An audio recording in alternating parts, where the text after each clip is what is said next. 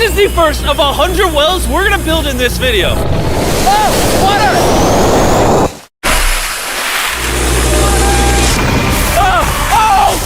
You just witnessed a small village in Kenya get access to unlimited clean drinking water in less than a second. One down, 99 more wells in Africa to go. You're gonna love this video. Combined, these 100 wells are gonna give around 500,000 people fresh water to drink. And after building some more wells on this side of Kenya, we flew south to the school system of Nairiri. And let's just say, they were really happy to see us. How's it going?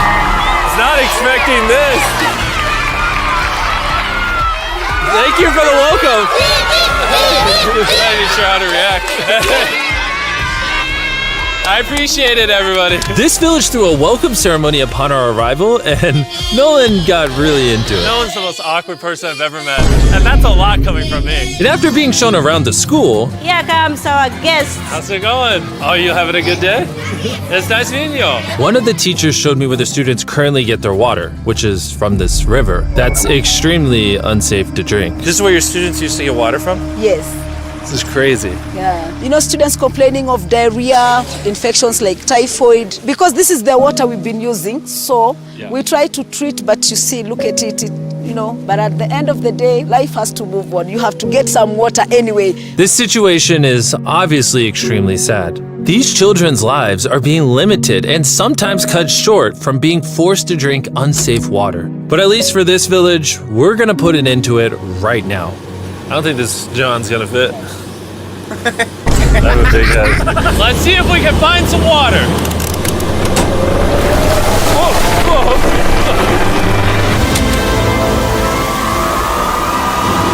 It is raining! It's beautiful! After the water comes out of the ground, it's fed into enormous barrels like this one. And once they're built into the water towers, all of the neighboring villages will not only have clean drinking water, but a pressurized water source as well. Which, in short, means no more doing laundry and unsafe water. And pull! On a scale of 1 to Nolan's mom, how heavy is it? Nolan's mom times 2! Oh God. Dude, I'll push you off of this. All right, here we go, under control.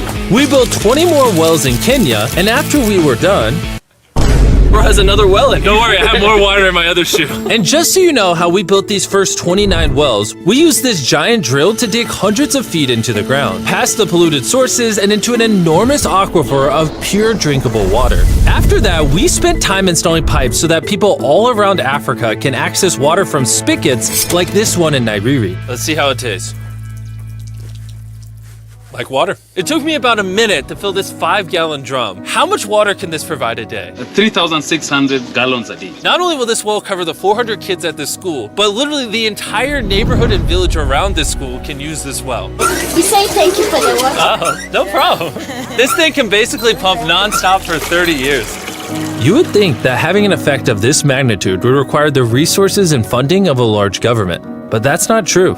Solving this problem is possible, and something humanity should all be putting effort in to fix. What's the secret of success? To be honest, just find something you love doing and do it for a long period, and eventually you'll succeed.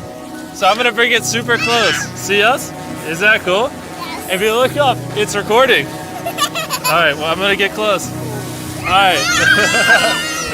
Yeah, you can see yourself. We were also able to install a well for this village, and these 12 other villages. And while we were finishing these wells, we were also able to update one of their schools with brand new computers. How are they liking it? They really like them. Glad to see it turned out well. And we also updated the classrooms with new furniture, installed shelves and filled them with new books, donated a soccer ball for every student, and even put modern whiteboards and projectors in all the classrooms. Do you guys like the projector? We were using a chalk and then a lot of dust, but today everything is clean. We truly appreciate it. No problem. It's the least we could do. But then when we flew out to the site of the 45th well, we realized this community had it even harder. Every time they need to get water, they need to take a treacherous mile-long hike through the jungle. And that mile-long hike also happens to be on a giant mountain. I wake up very early, about 4 o'clock, so that I can fetch water for the school. We are not safe fetching water here. That place is very slippery. Chances of getting an injury is very high. So while we worked on their well, the community took me to see how they currently source their water. You guys would have to make this trip how many times a day? 2 times. 2 times a day. Oh, wow. So a typical student would carry something like this? Yeah.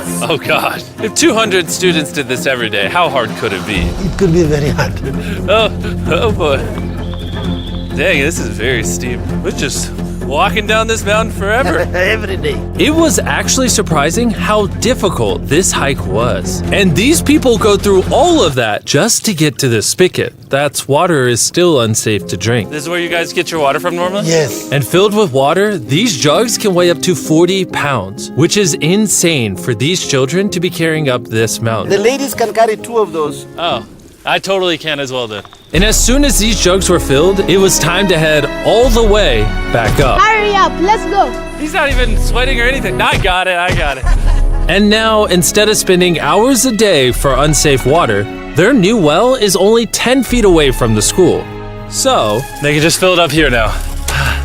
I'm too tired. and so we were on our way to the next village where we built our 46th well, but we ran into a little problem. We found out that this village is divided in half by this huge, dangerous river. It may not look like much now, but when the rainy season comes, the water comes up this high and literally swallows this bridge. And why this bridge is such a big deal is the village is over there, the hospital and schools are over there, so they're crossing this bridge multiple times a day. Despite how dangerous this bridge is, it's their only option. This river, when it is swollen, it can sweep away people, students, or even animals. In the recent past, we have lost about 3 people trying to cross this river. This loss of life is insane and absolutely unacceptable. The moment we heard about this, we knew we had to help. So while we started work on a new bridge that would let them reach their well, we then traveled over 2,000 miles from Kenya to the country of Zimbabwe.